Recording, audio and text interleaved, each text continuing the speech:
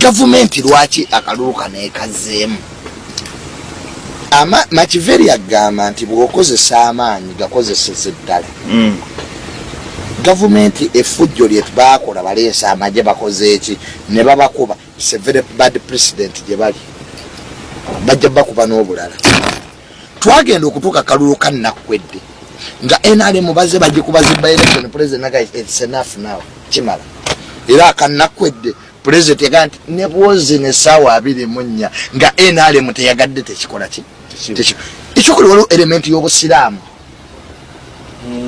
gukyotamanyi jama gavumenti eno yalabye eki manyi President Museveni yezira kubeera nga abakulese manyi buli munayafuze alinayo abamulese nalukoola amaanyi yagajjawa Kibuli yowe Kibuli ne President Museveni nalabye omulangira Kassim Nakibinge aga nti bakuba abantu babatwale mu kooti yaleeta onaate katonokamula gono obuyinza yabwe omanyi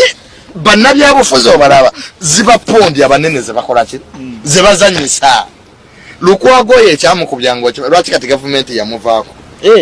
G7 kuba mu bemmengo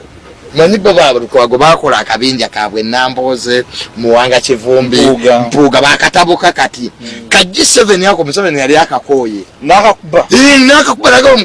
Lukwago namusiba kwe kuleeta Franka tumwebaze akulire ki Kampala nga ye minister lwaki ba minister ba Kampala kati Lukwago bamuta ne birthday luli bamukuliza ne Idi naleta cake ne Museveni yayogera akantu akanyumira nti twasabulula twakiwamu amazi mwambale bijegere tuyiwamu Unuru musajja ali musajja mugezi nnyo ng'ayogera nnyo naye kyamutta bintu ebyo bya Buganda ali aje Kigongo ali ajani Kyanjo Hussein yayogereranga mukaki muka mbambi mu remote it was intentional yali musajja mugezi nnyo ne bwo yagala mwami Museveni yako kyawe lete ebyamadini n'ebyamawanga abitya nnyo kakati n'olwekyo wati kiki kyenkugamba nti forces zino ezaleeta Nalukoola zozimanyi oba omukulu zezamunyiza kadose political judgment wano teri mulamuzi akola judgment nga yabyabufuzi nga state house temanyi ne time y'okurulinga between omusango guleeta mu kooti n'ogusa era be baleseeyo ne bagamba oyo muleke baba tebabaleseeyo nti bawangudde nnyo obululu obuli free and fair state teyina interest naye state webe ina interest nga kyebakola Segirinya bamulinda n'alayira teyatuulayo President Museveni ayagala n'okujjawo ki Beiro kati olina okwewuunya Segirinya ne Alan what do they have in common waliwo kye baakola gwe kyotamanyi ekyanyiza gavumenti ono Segirinya obuyambi yali abujjawo azimbye amalwaliro azimbye amasete zaalizaani weziba za kiyingi ebyagala omanyi kankubule oyinza bannabyabufuzi bemula bagala nnyo sente ez'amangu oyinza okuba nti oli munnabyabufuzi ng'oli musiraamu n'ogende Saudi Arabia abawalabu bakuwe sente nga Uganda tekolagana na Saudi koolu tebalina diplomatic ki kati intelligence neka junior afuna sente okuva e Saudi ne bakukuba ng'ekikubizza butakwatagana bwa Uganda. You see politics is broad and buli move gyolaba mu byobufuzi ebeerako intention lwaki so Nalukoola is very unfortunate naye era we tukaddamu ajja kutukuba ajja kutukuba because ekyo kitundu ky'opposition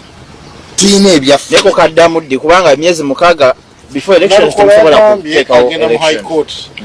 that is Ugundi bwagenda nakola appeal bagita